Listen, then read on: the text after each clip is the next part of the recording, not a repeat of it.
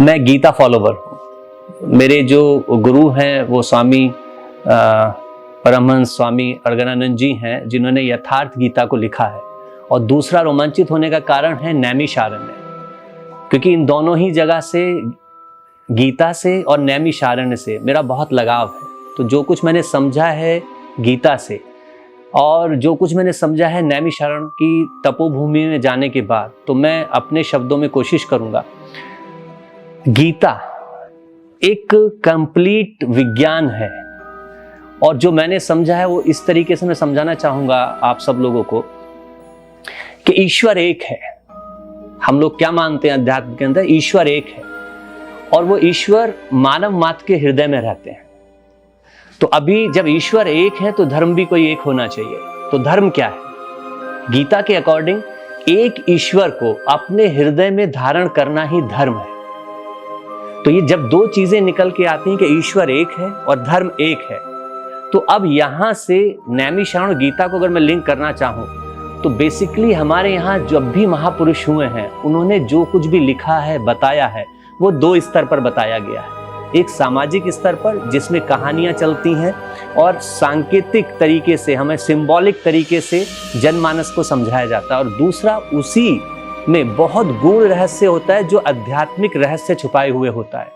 तो गीता को अगर मैं समझ पा रहा हूं तो गीता अगर मैं अध्यात्म की दृष्टि से देखूं तो वहां से एक ही चीज समझ में आती है कि ज्ञान क्या है।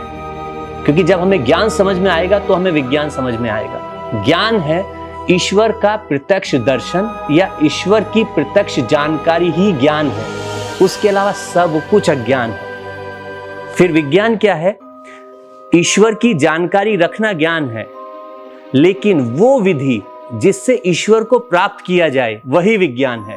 और जो अभी आपने सवाल किया था कि वैज्ञानिक तरीके से नैमिषारण्य और गीता जो हमारा धर्मशास्त्र है उसमें ये कैसे परिभाषित होगा, तो मुझे एक ही चीज समझ में आती है कि जब ईश्वर एक है और उस ईश्वर को प्राप्त करने की विधि भी एक ही होगी। तो गीता हमारे यहाँ ऐसा धर्मशास्त्र है जिसके अंदर उन 700 श्लोकों में ये समझाया, ये बताया और ये दर्शाया गया है कि मानव मात्र कैसे ईश्वर स्वरूप को प्राप्त कर सकता है। उसकी जो विधि है वो गीता में बताई गई है। तो बेसिक मेरी ये समझ कहती है कि नैमिषारण्य की जो तपोभूमि है, जिसके बारे में बहुत सारी कथाएं प्रचलित हैं, और एक कथा है कि 88,000 ऋषियों की वो तपोभूमि है। तो अगर मैं इससे संबंध जोड़ना चाहूं तो मुझे एक ही चीज समझ में आती है कि उस तपोभूमि पर, ऋषियों की उस तपोभूमि पर 88,000 बार मानव शरीर से ईश्वर स्वरूप की प्राप्ति को प्रदर्शित किया गया है। यानी वो इतना बड़ा तपोवन है, इतनी बड़ी तपोभूमि है कि जहां पर 88,000 ऋषियों ने तप किया, साधना किया, भजन किया और ईश्वर स्वरूप को प्राप्त किया है। समय समय पर हमारे यहाँ हमेशा से क्या है, ये धरती महापुरुषों से हमेशा भरी रही है, कभी खाली नहीं हुई। यानी ऐसे ज्ञान रखने वाले महापुरुष हमेशा इस पृथ्वी पर रहे हैं। तो जिस भी समय काल में हुआ, अनादि काल से, सनातन में कहा जाता है कि सृष्टि का आरंभ ना पता है ना अंत का पता है। यानी जिसका कोई आरंभ ना हो, जिसका कोई अंत ना हो, वही सनातन है। तो सनातन में समय काल पर इतने सारे ऋषियों ने इस प्रक्रिया को पूरा किया है। तो मेरे हिसाब से नैमिषारण्य की जो तपोभूमि है वहां पर 88,000 टाइम इस विज्ञान के